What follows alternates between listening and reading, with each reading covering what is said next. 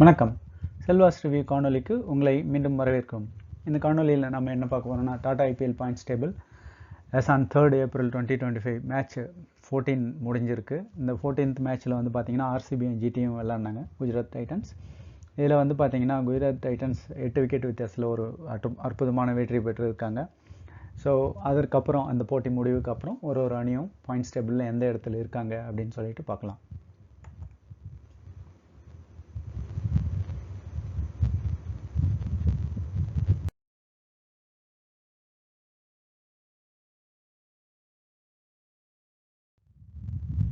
So இந்த போட்டி முடிவுக்கு அப்புறம் பார்த்தீங்கன்னா ராயல் சேலஞ்சர்ஸ் ரொம்ப நாளாக வந்து டாப் பொசிஷனில் இருந்தாங்க. அவங்க வந்து இப்போ வந்து 3வது இடத்துக்கு மூவ் ஆகிட்டாங்க.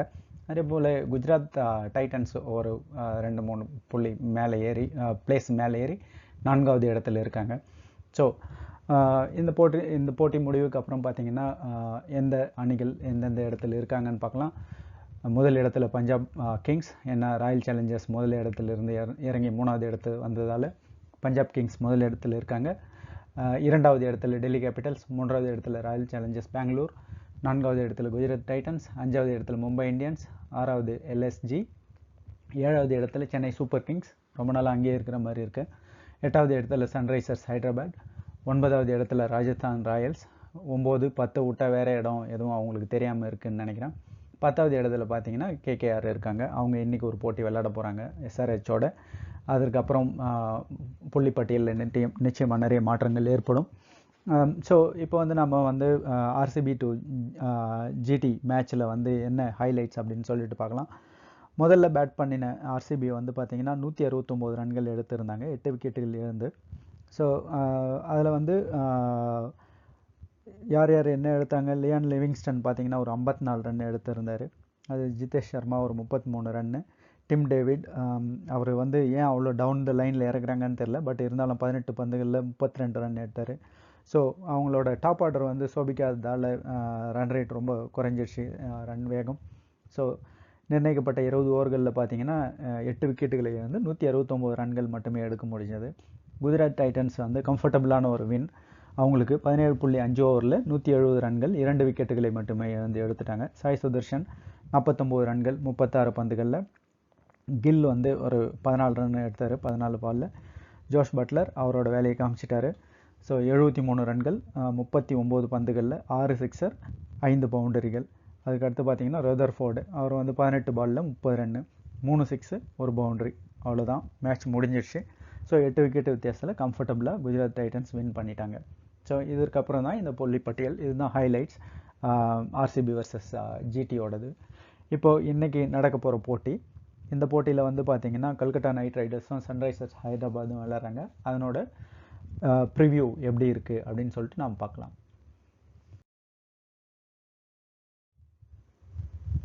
ஸோ இந்த போட்டியில் பார்த்தீங்கன்னா கேகேஆர் வெர்சஸ் எஸ்ஆர்ஹெச் விளையாடுறாங்க. கல்கட்டாவில் நடக்குது. ஸோ கேகேஆரோட ஹோம் கிரவுண்ட். ஸோ இந்த இடத்துல ஆல்ரெடி அவங்க வந்து ஒரு வாங்கியிருக்காங்க ஆர்சிபியோட போட்டியில். ஸோ இந்த போட்டியில் எப்படி விளையாட போகிறாங்க அப்படின்னு சொல்லிட்டு பார்க்கலாம். நிச்சயமாக இங்கேருந்து ஒரு கம்பேக் கொடுத்தே ஆகணும். ஏன்னா 10வது இடத்துல இருக்காங்க, கரண்ட் சாம்பியன் அவங்க தான்.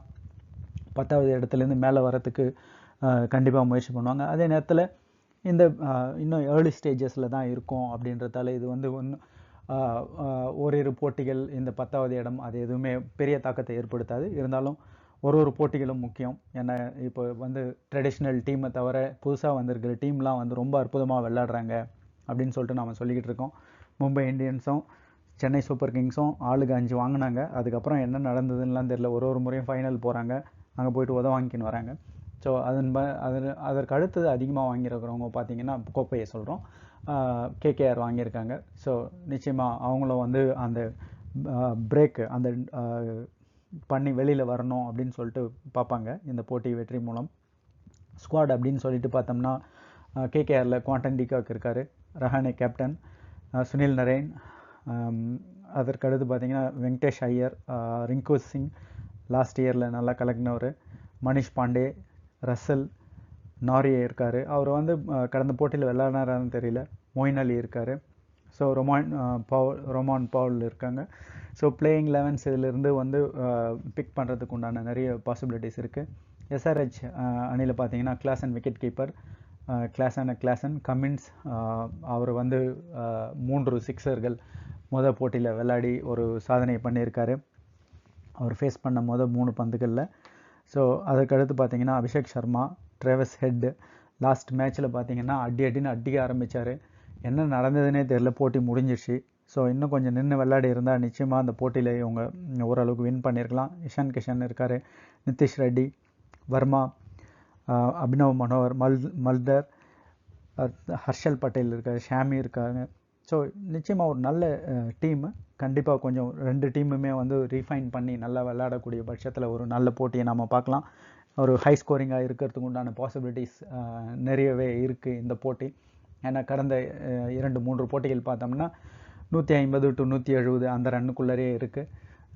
So low to middle higher அந்த மாதிரி ஒரு ஸ்கோரில் இருக்குது. இந்த போட்டி வந்து நிச்சயமாக ஒரு ஹை ஸ்கோரிங் எலக்ட்ரிஃபைங் மேட்சாக இருக்கும் அப்படின்னு சொல்லிட்டு நம்ம எதிர்பார்க்கலாம். இந்த போட்டி முடிவில் புள்ளிப்பட்டியில் என்ன மாற்றங்கள் இருக்குது, இந்த போட்டியோட ஹைலைட்ஸ் என்ன அப்படின்றத நம்ம நாளைக்கு பார்க்கலாம். இந்த காணொலி உங்களுக்கு பிடிச்சிருந்ததுன்னா லைக் பண்ணுங்கள், நம்மளோட ஷேர் பண்ணுங்கள். காணொலி கண்டதற்கு நன்றி, வணக்கம்.